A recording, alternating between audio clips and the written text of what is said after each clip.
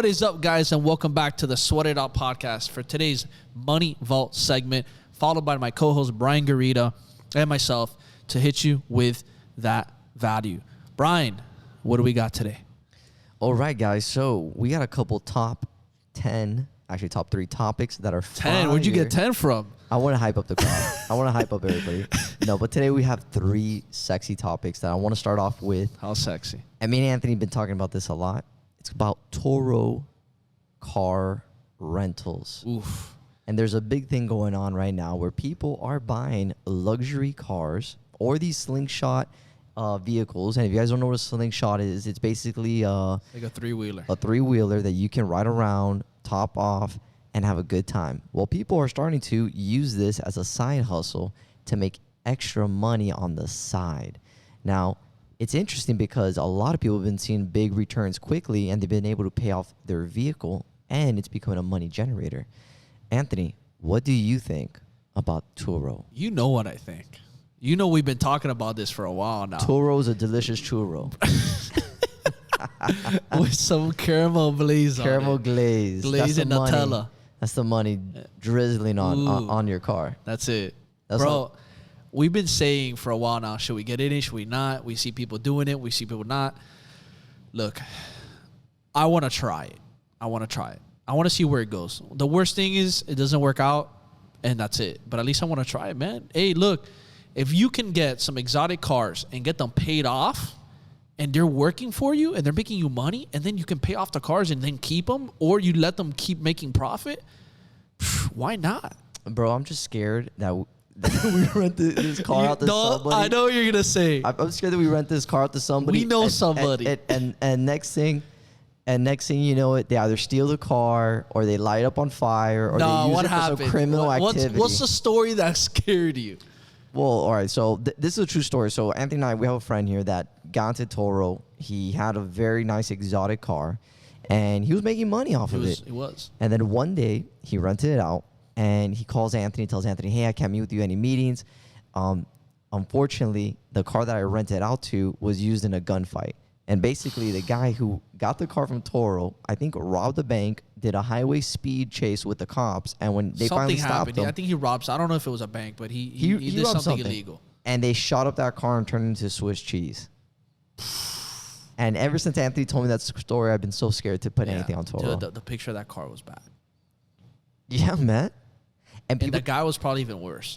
So then this is the other thing too. So with Turo, all right, if the scenario comes up like that, do they cover you? What's the insurance policy on that? Well, I know. I from what I've heard is that person's insurance, the person who's driving it, their insurance is what covers your car. But what if they don't have insurance? Well, then you better not rent that car to them. They have to show proof of insurance before they rent the car from you. You see? That's crazy stuff. All right. Well, no insurance, no car. Yeah. No, I get it. And I like the concept because think about it. If you get a nice, luxurious car and somebody's coming out of town, this will work in Miami very well because everyone loves to come down here. It's crushing in Miami. It's crushing.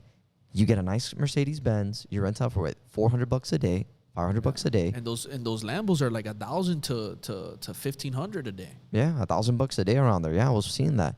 So think about that. You buy a Lamborghini. What is it, like $2,000 a month for that? So you're saying buying one? To buy one. Yeah, it's like I think it's like $2,000 to $2,500 a month. $2,500. You rent it out probably maybe 3 days out of the month. $1,000. $1,000. That's it. You just made 3 G's right there. You paid off in 3 days. And you're riding dirty in your exotic car the other days of the month. Yeah.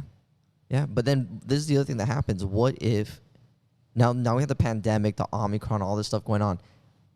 What happens when tourism starts slowing down? Then you gotta pay that car yourself, man. But is it? I don't know. Is it? Because I see people still coming down here. Yeah, but then this is the other thing too. How do you compete with other companies that have these same cars? Because you're gonna be the cheapest. Like, how are you gonna do that? Well, I think it's more the accessibility too. Okay. Interesting. Accessibility in what sense? Like if they can book it like right now? I think so. I think it's quicker booking. Probably it's a different processing. I think also to the fact that, what if that rental company only has one location? What if you're the Turo person and you're willing to drive that car to that person's place and you're willing to take it to them? So you're telling me these cars, Lamborghinis, Maybe. people are dropping $1,000 a day just to rent these? Yeah. That's crazy, man. Think about And it. you're here for Miami for a couple, maybe like a week or a couple You days. enjoy the car for, let's say you have it for 2 days, 3 days, you want to stunt. I can't justify that, man. As a business owner, fantastic. It makes great sense. But as a consumer purchaser, Well, Brian, how many other businesses do people consume shit that they don't even need? I get it, man. I get it. But $1,000, man. People do it, man. People do it. You get a lot of these people coming from these other states, New York, California, Atlanta, places that have money and movement. Artists, celebrities, they want to stunt. Their image is important to them. They want to stunt. They want to be flashy, especially on the beach and downtown in Wynwood. They want to stunt. Well, you get that stimulus check money. I bet they're dropping it all on that. They're on that dropping stuff. it on it. Wow, that's crazy. That's like nuts to me, man. But it's a good business. It makes sense. Would you do it or you wouldn't do it? I don't know, man. I don't know. I don't know if I would do. I would do it. Are the cons heavier or the pros heavier? I think it's like in the middle. I think there's a chance with everything. It just depends on the car. There's gonna be a lot of wear and tear on the car. If it's an exotic car, it really depends. I get it. Your Brian, bite is depreciating. Let me ask you though, what is your dream car? What is your favorite car? Dream favorite car. What's your favorite car right now that's at the top of the head the moment I said that? Bro, I like an R8. I'll get an R8. Audi R8. But so Yeah. you got the Audi R8, right? Think about this. If you're somebody who, in today's world, technology, you maybe have your office, you work from home, how often are you going to really drive that car? Probably not all the time. So imagine you can sit at work or you can sit at home working and your car's making you money while you're working. And then it comes back into your parking lot and you can enjoy it on the weekend. Yeah. And it's covering your bills and it making you profit. And you're driving that dream car of yours and you're limiting the costs for yourself. I get it, man. I get it. I guess maybe my mindset is I don't want to just deal with the headache. Brian doesn't want to deal with the headache. Yeah, I don't Or want to hire somebody to deal with the headache for you. If I'm going to spend that money on a nice car, man, it's because I can afford it. I don't want to rent it. Gotcha. That's That's your mentality. Yeah, that's my You don't want to mindset. use it as a moneymaker. Moneymaker in different ways. You want to in know that the different car's ways. just yours. Nobody else is touching it. Look, if I'm doing an advertisement and I'm using the car to leverage that for my brand, yeah, 100%. But you can use that car for multiple ways. You don't need to put it on Turo. But if you choose to, it makes sense. I'm not going to buy a 2021. So Brian, is Turo underrated or overrated? I think Toro is where Toro has to be. I think In between. You think it's neutral? I think Toro is neutral. I think Toro makes sense. For some people, not for everybody. What would you do? Would you Toro your car? I'll Toro. I'll try it. See how it goes. So what do? You find some stains on your car. Well, there's some stains in there. So you don't What care can I if they do? mess it up inside? Well, of course I care, but that's part of the business. I think that's in any business you do. You're taking a risk in any business you start. You can break something, you can lose something, something can happen, you can lose money, you can make money. Your whatever business you do, there's always obstacles that you can face. But you never know unless you try. I agree, but some businesses are worth not doing than others. Some are, but some aren't. So then this is not neutral because you're falling more on the line that. Well, this is you not asked worth me doing. what I thought about it. I think Toro's neutral for everybody. If you're asking me what I think about it personally, So for that's what I'm saying, myself, for you, it's not. I'm not gonna do Toro. Okay. I'm not gonna do Toro. We already know Brian's never gonna do Toro. Not for exotic cars. Not for my exotic car. Oh, but for regular cars, you'll do it. Yeah, regular car will do it. Okay. Because remember too, when you have an exotic car, the wear and tear is depreciating that vehicle tremendously. It's already depreciated, but that wear and tear is just gonna mess it up. Think about it. You buy a car in 1 year. Yeah, but I also think with Turo, there's a limit on how far they can drive. There's limits on how the distance. There's limits on where they can take it. Come on, bro. You think that guy that got shot up in the car cared what the Toro Yeah, but that's guidelines were? different situation. That might happen, but that can happen in your regular car too. Yeah, but I'd rather happen to a $15,000 car than a $200K car. No, I agree. That's the difference that I'd rather have it on. Because then I go to the car, I'm like, so what? Brian's gonna buy out some slingshots. I'd rather do And that. he's gonna be the slingshot maniac. I'm going to Turo. slingshot my bank account. I'm going to slingshot it. Hey, those slingshots make anywhere between $200 to $400 a day. That makes sense to me. I like that. Or put a Toro out for a jet ski. That makes sense to me too. Can like you do that. that? Jet ski? I'm pretty sure you can. How about motorcycles? I don't want that, man. Why would you want to do a Scooters. motorcycle? Brian wants scooters. I don't want to do scooters. Those things are death traps, man. Tour a boat. Not even a Did boat. it even man. have that? Boats are expensive, man. They hit a boat and it sinks. I'll be pissed. I'll be very pissed. Brian's boat ran into Rusty Pelican off the bay. You see, you're already telling me things I don't even want to. That's why I don't. I'm wanna do giving Brian Turo. anxiety right now. Yeah, I'm giving him the I'm scenarios. not gonna do it. That's it, guys. Brian's not gonna do Turo. Take that off the list. Look, That is done, one and done. let's be Done. honest. How long? Does He's it- gonna wait until hold I. up, here- hold up, but hold up. Let's be hold up, honest here. hold up. No, let's be honest here. How long does it take insurance companies to actually pay you out? Yeah, it takes a Do day. you want to go through that process? No, but No, bro. now here's the thing, though. If I do it and Brian starts seeing that I'm rocking massive money in my account, Brian might change his mind. I didn't say I wasn't gonna do it. I'm a flexible person. You see, everybody's flexible. Everyone's flexible. But then if I see that your car ends up blowing up in the middle of the highway on fire, I'll be like, And Anthony. Brian's gonna be, I'm not flexible anymore, I'm and gonna- he leaves. I'm gonna look at Anthony and be like, Anthony, go call the insurance, my friend. But on to the next topic I want to get into, and this is Airbnb rentals and how it's changing the market. Anthony, what do you think about the Airbnb? What do I think about Airbnb? I think it's another one, but that's another convo we can have again. That people might say, hey, there's pros and cons to it. I would try it. Why not? I would give it a go. Airbnb, I would try it. But here's the thing: who's not guaranteeing that your place can end up being a fucking wreck Yeah, after you get it back? yeah. And you're gonna have to deal with renovating it, cleaning it up, fixing it up. There's horror stories. Have you seen the Airbnb horror stories? Yeah, I've seen a lot They're of horror terrible. stories. People have to spend tons of money to fix those Airbnbs up, and I think there is different because there's no insurance covering the fixing up of your place No, you can get insurance for that. Yeah. unless you have it yourself. No, yeah. But I'm think saying on the person, they don't have insurance for that if you were doing Airbnb and you don't get insurance on it, then you're dumb. for yourself. But I'm saying with a car, it's different because with a car, before they get in that car, you have to ask them if they have insurance. They have to prove you that they have insurance because if they get in an accident, their insurance is covering your shit. Here in Airbnb, it's different. You have to get an additional insurance to cover your own shit just in case somebody does something stupid. Are you sure that's how it works? I think so. I don't know. We'll if have to that's do how it some works. research. We'll have Well, to do- correct me if I'm wrong. I don't care if you correct me. No, if someone in the audience wants to find that, do some Comment research down on below. that. But Comment down below. if I'm right, Brian might change his decision later. Well, no, look, Airbnb. I will do Airbnb all day, just because it's one simple reason. I know where my house will stay. Brian, It's let's not lie. It's mobile. because you're a broker. Yeah, I'm a broker. But this is hold up.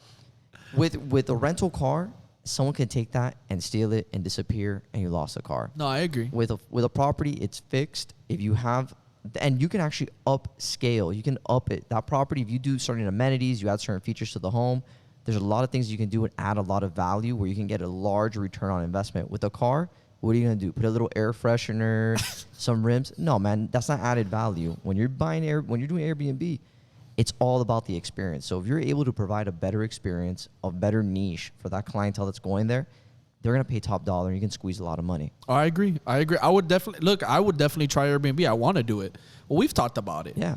We've talked about possibly, doing an Airbnb venture and seeing how it goes. But then there's the other thing: is Airbnb good for the market? Is it? What do you think? I think it's gonna mess up the market big time. Yeah. You Yeah. think it's gonna fuck it up? It already is. It's already happening. Think about this. Our generation is the investor generation. When you ask everybody what's their American dream, they're not thinking of a white picket fence, No. backyard. They're thinking about becoming an investor. So when everybody you speak to is talking about investments, asset allocation, what they're doing for their portfolio, and everyone's doing Airbnb, what happens to the market? Now you're having to shift the money.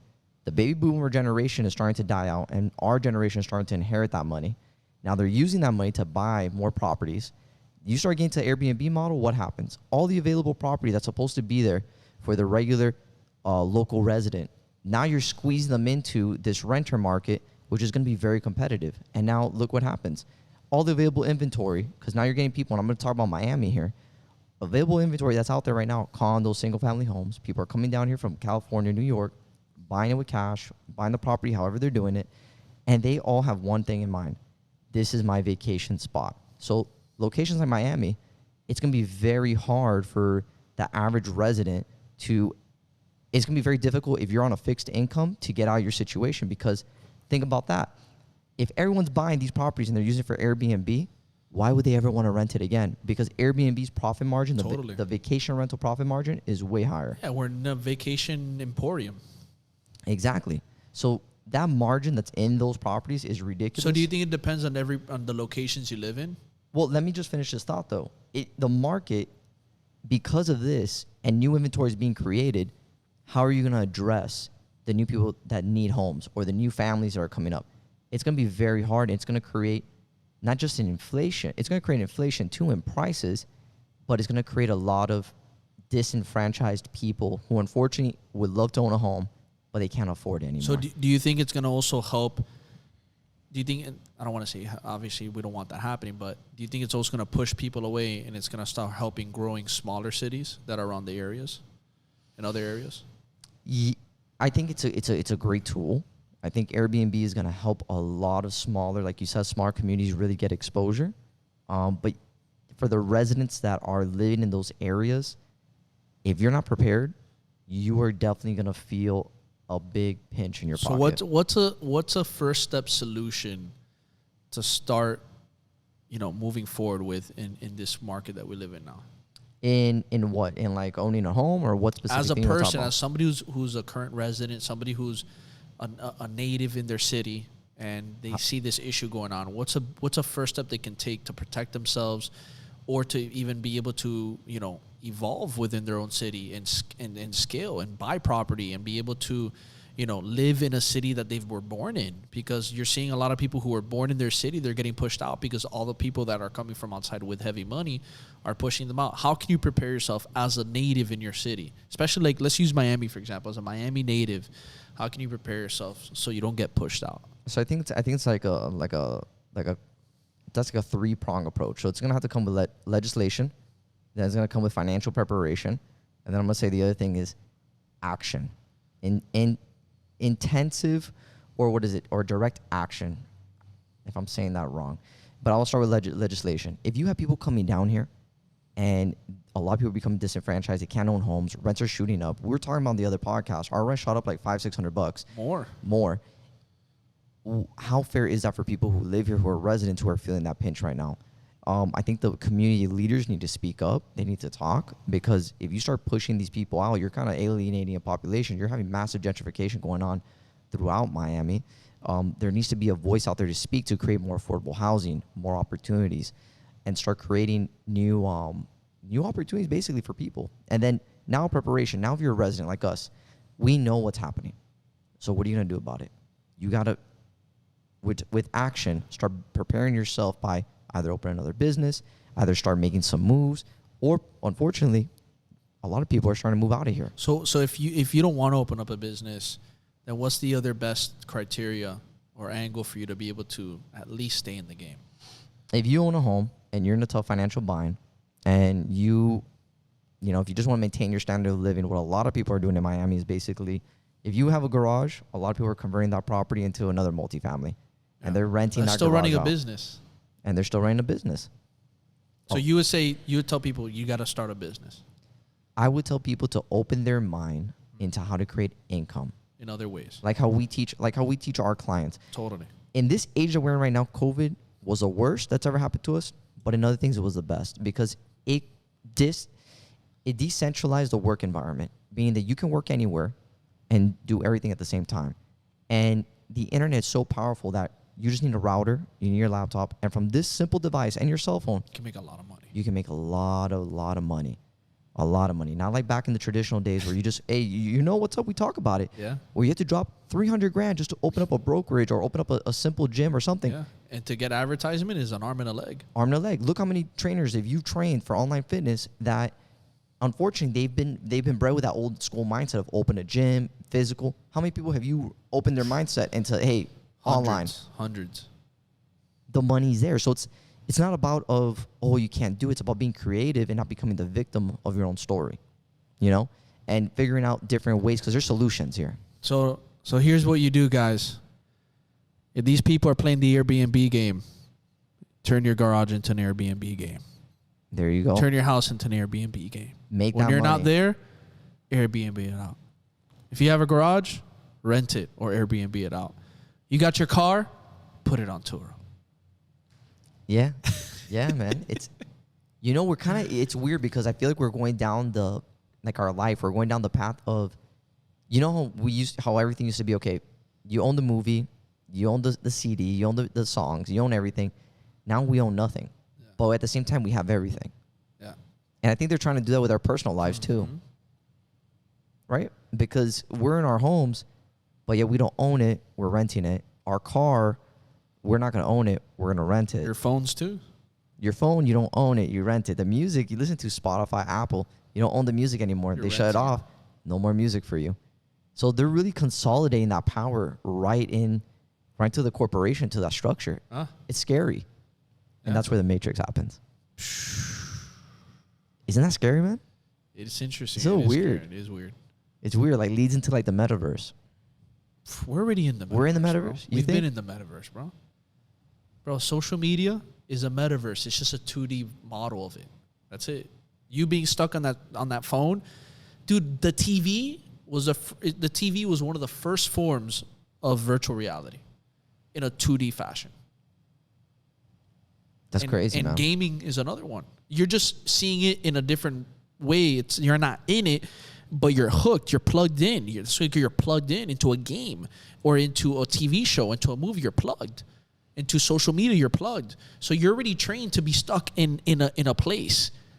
The only difference is that when you're putting on these goggles, you feel like you're in there, like physically in there. And even more when you put on the bodysuit, even more you're in there. And who knows in the future? So, dude, if you really think about it, we've been trained to be plugged into things for years. Why do you think if you go back in the 40s and the 50s, they said TV was the devil, or TV was the controller of all. TV was hypnotizing people. TV was controlling people because nobody's seen it. It was a way to control more people in the mass with media, with this, with that, getting people plugged in, stuck. It's a form of a metaverse. If you really think about it, it's a form of a metaverse. We just don't see it like that because we think metaverse, you have to be inside of it, physically inside of it. No, these are all forms of metaverse. The only thing now is that we can actually be in it. That's because scary. Of these tools. That's scary, man. So we've already been trained to feel like that. But we let the corporations run all of that. Because think about how the metaverse scares the shit out of me. Because for the one simple reason, when Facebook launches their metaverse, are you gonna put your consciousness in there? Like, you know, like it goes on a weird. Well, eventually there's gonna be some. Look at even the metaverse. Look at the Neuralink shit, bro. You know, look at the Neuralink stuff. You know, that's not even that's a whole nother level. That's not even metaverse. That's a whole nother level. You're talking about it. That's some cyborg how stuff. They're already gonna start now, not later. Now in 2022, you're gonna see the first people with a little Neuralink stuck in their brain, where they're literally surgically implanting that chip with little wires in your brain. You know that they were saying that with that they can cure like epilepsy and blindness. Well, they started it because they wanted to use it for people who had like being paralyzed, all those diseases. They can gain function in their body again. They can communicate with like people who can't speak, who have speaking issues or they're mute, or people who are deaf. They find other ways to be able to communicate, and now they can actually communicate with people. Bro, Elon owns that company. Elon owns it. What doesn't he have his hands in, man? It's this guy wild. has his hands in everything. That guy's doing something else, man. There's something else cooking in the back. That Neuralink shit is scary, though. Do you know? You just gave me an idea. Could that Neuralink be the next version of the iPhone in your brain? Oh, they said it already. They said it? They said that you could. No, they said that with that.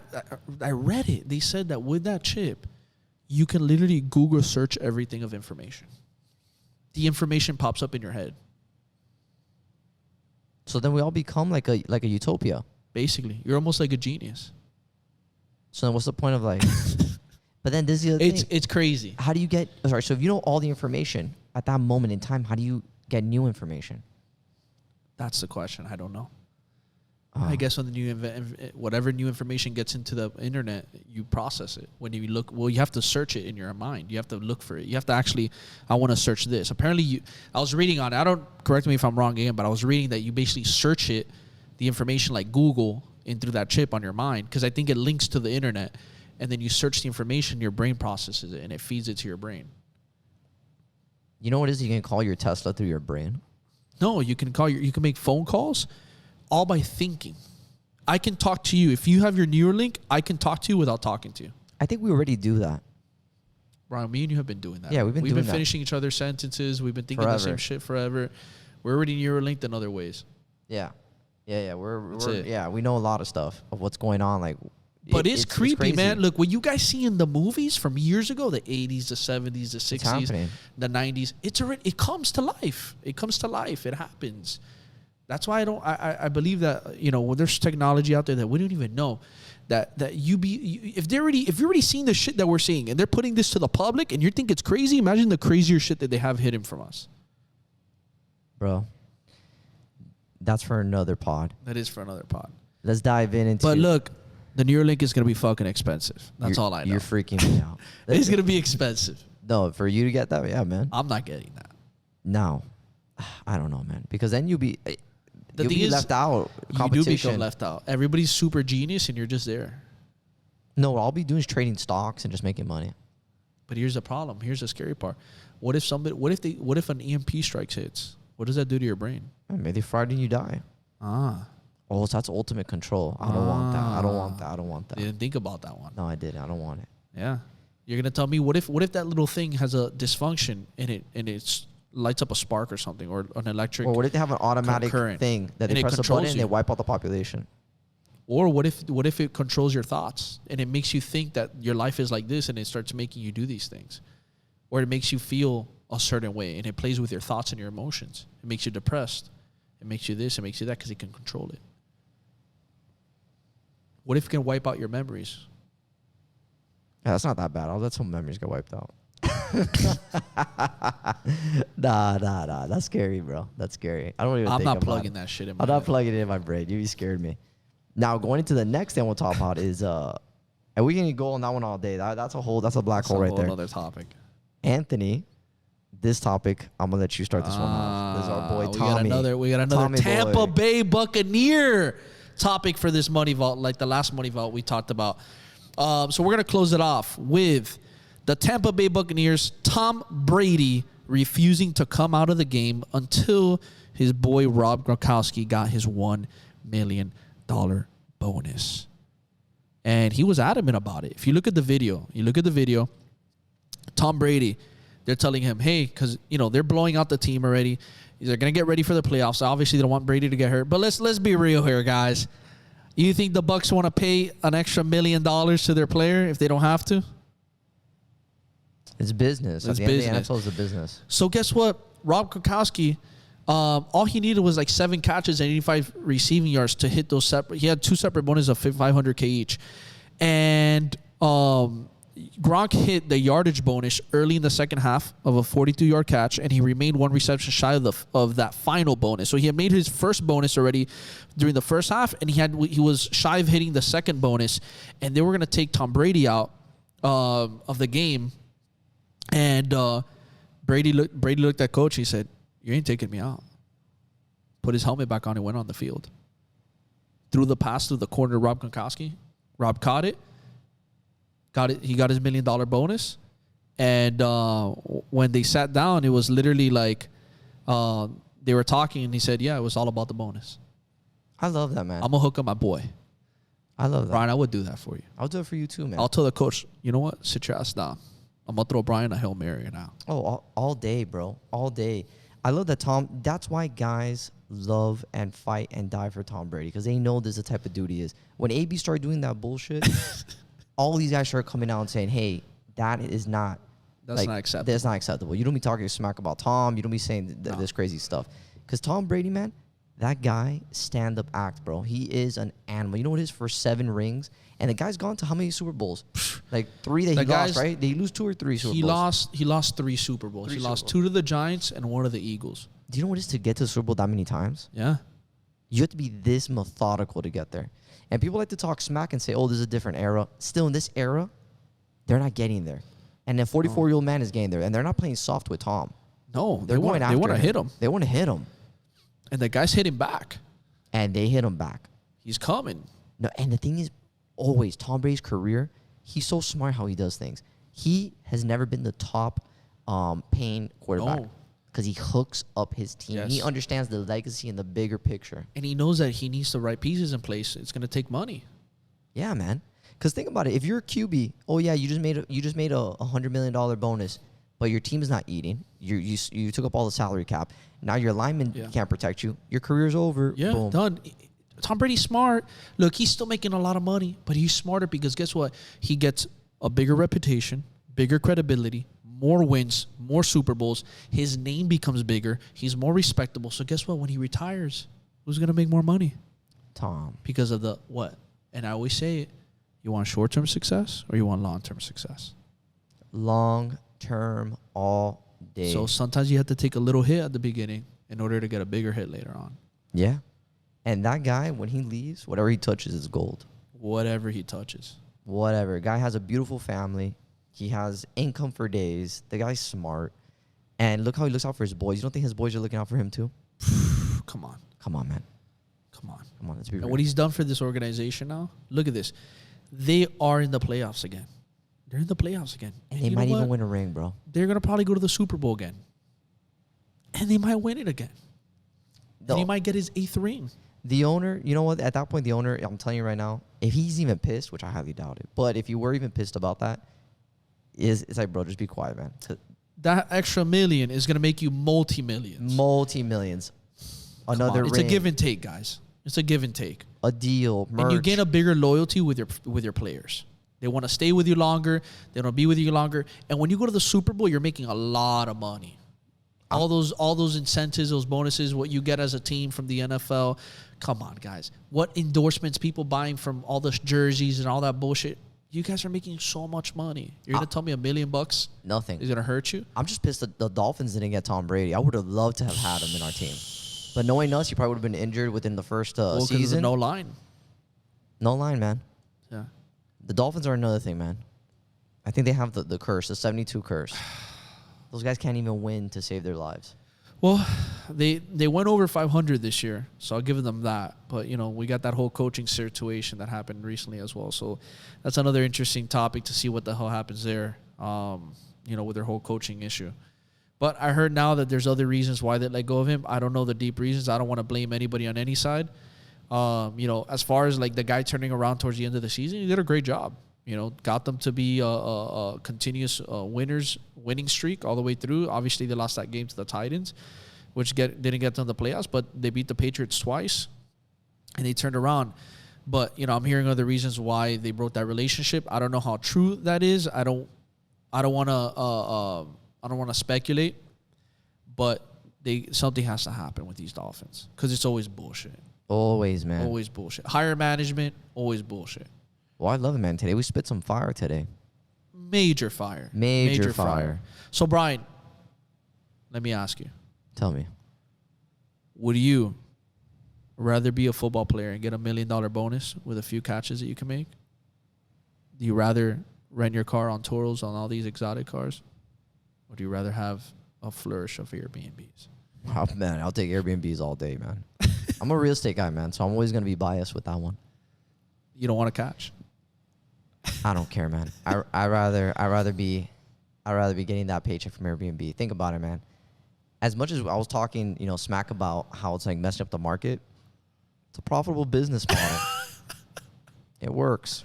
Brian's gonna mess up the market. I'm the Airbnb king. No, and then Brian's there Airbnb, and he can be like, guys, by the way, you see that car out there? You can rent it too. You know that meme, the guy wearing different masks and stuff? That's be there. Like, that's gonna be Brian. Hey guys, you see that mansion over there with the dock? That boat? Turo. Yeah.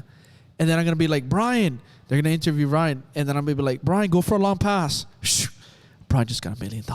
Yeah, Heinz Ketchup just signed me on a deal for catching a ball. For catching a little ball. I love it. Oh my God, guys! If you got value out of this podcast, if you were able to take something out of this, learn from it, and not be able to take it and apply it to your life, we would appreciate it if you drop the like, comment, subscribe, share. Because the more love you show us, the more love we can show back. Till next time on the Sweat It Out podcast, Money Vault segment.